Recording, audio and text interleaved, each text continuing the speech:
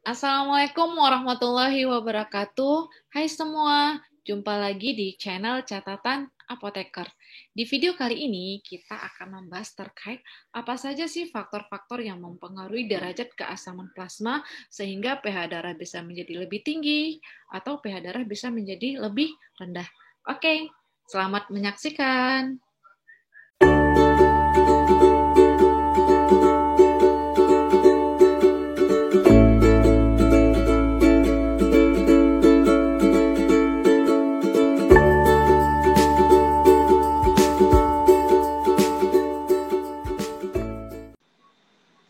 Oke, sekarang kita bahas terkait dengan faktor yang mempengaruhi pH darah di dalam plasma. Apa saja sih faktor yang mempengaruhinya? Yang pertama, Anda perhatikan sudah dibahas sebelumnya ya. Yang mempengaruhi adalah CO2, HCO3-, kemudian H+. Jadi apa saja faktor-faktor yang membuat konsentrasi ini dipengaruhi, maka bisa menyebabkan terjadinya perubahan pH. Nah, ini rumusnya yang persamaan kesana serba. Dan nanti ternyata yang mempengaruhi kadar HCO3, CO2, dan H+ itu adalah organ respirasi untuk CO2, ginjal untuk kadar HCO3, dan kemudian juga hati untuk kadar HCO3. Nanti kita bahas lebih lanjut ya. Nah, sekarang jika terjadi gangguan keseimbangan asam basa yang tadi disebutkan ya, ada asidosis dan ada alkalosis nih. Ada asidosis kalau dia asam, lebih asam. pH-nya turun dari lebih rendah dari 7,4, alkalosis jika pH-nya lebih besar. Nah, itu dibagi menjadi dua, ada namanya asidosis respiratorik, ada namanya asidosis metabolik.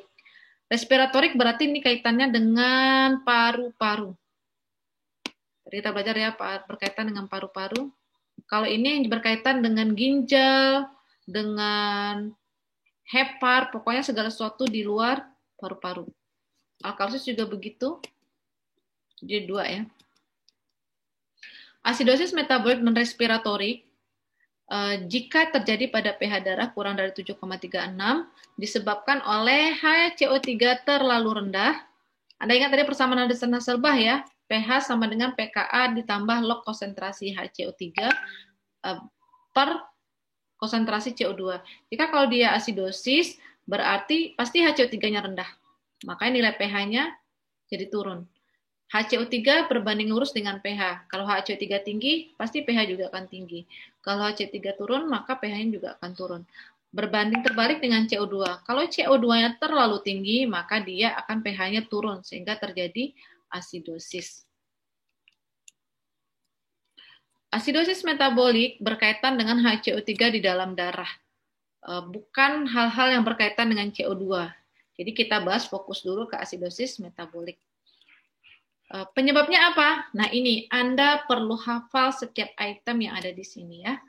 Ada yang hiperkalemia, penurunan ekskresi H+, hormon paratiroid, kemudian saat Anda diare, kemudian ini pengaruhnya peningkatan pembentukan urea di hepar, mineralisasi tulang, peningkatan pembentukan atau penurunan pemecahan asam organik, dan diet kaya protein. Anda pastikan untuk memahami setiap item ini. Kemudian kita lihat ini menurut Hart 2005 ya, dia menyatakan bahwa apa sih yang menyebabkan metabolic acidosis.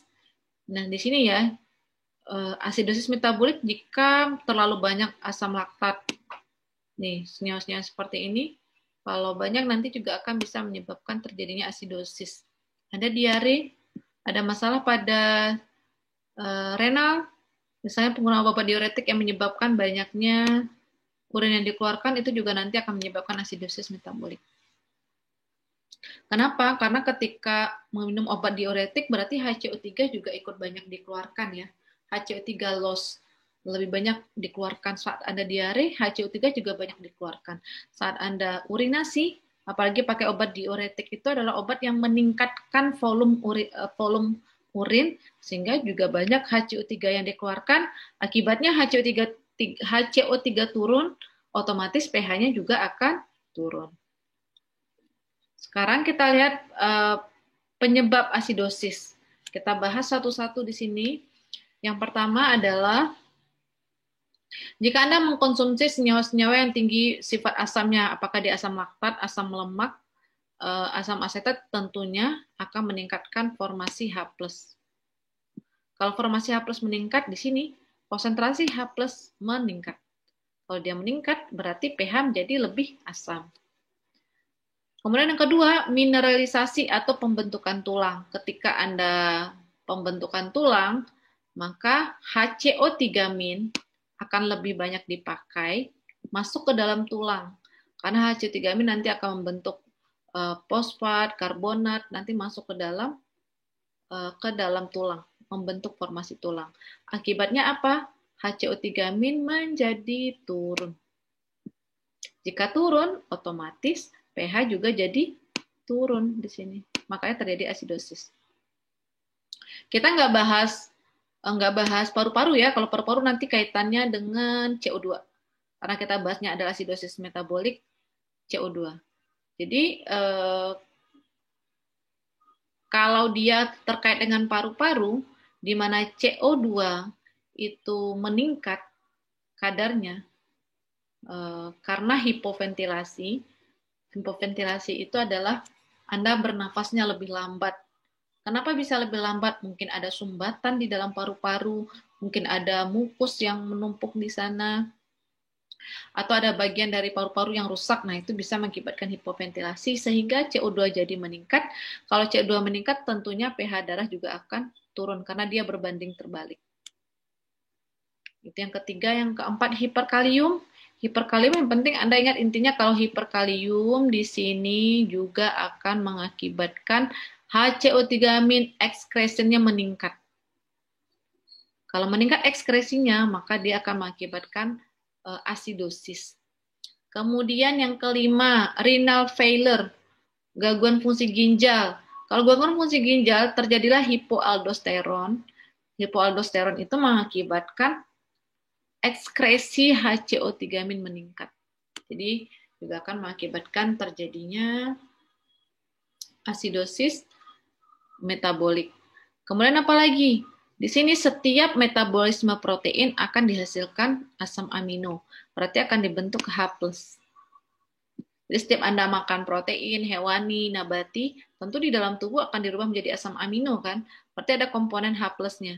Jadi ketika banyak mengkonsumsi protein, konsentrasi H+ juga meningkat. Yang keenam, diare juga akan mengakibatkan HCO3- dikeluarkan meningkat, sehingga HCO3- meningkat, maksudnya HCO3- meningkat dikeluarkan sehingga kadarnya di dalam plasma akan menurun. Kemudian yang ketujuh, pembentukan urea. Jadi urea dibentuk itu di hepar, tapi dia butuh HCO3-.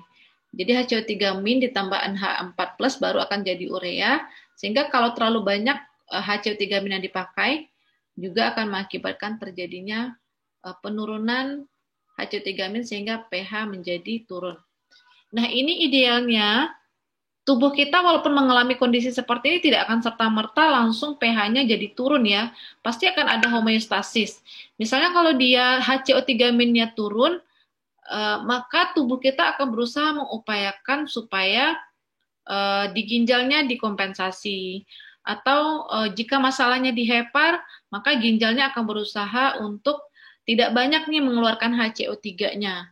Atau nanti juga dikompensasi di paru-paru supaya paru-paru juga jangan banyak nih ngeluarin CO2-nya diturunkan supaya maksudnya CO2-nya supaya banyak dikeluarkan agar kadar CO2 di dalam plasma menurun supaya pH-nya tetap sama 7,4. Namun jika upaya homeostasis itu sudah tidak mampu lagi mempertahankan pH, maka itulah yang disebut dengan kondisi patologis di mana organ Anda nggak mampu lagi menjaga homeostasis, timbullah penyakit. Timbullah kondisi asidosis dan alkalosis. Nah, kemudian apa sih ciri-cirinya? Nah, ini ciri-cirinya. Yang asidosis metabolik, nah dia akan mengalami vomiting, diare, kemudian hiperkalemi, tekanan darahnya turun, pusing,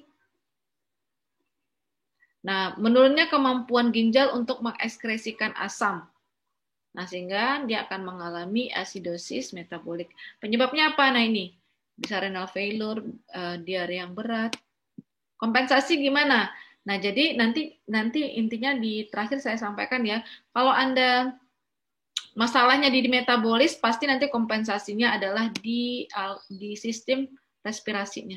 Jadi kompensasinya Anda harus banyak juga mengeluarkan CO2 supaya CO2 di dalam plasma turun dan pH darah akan kembali menjadi normal.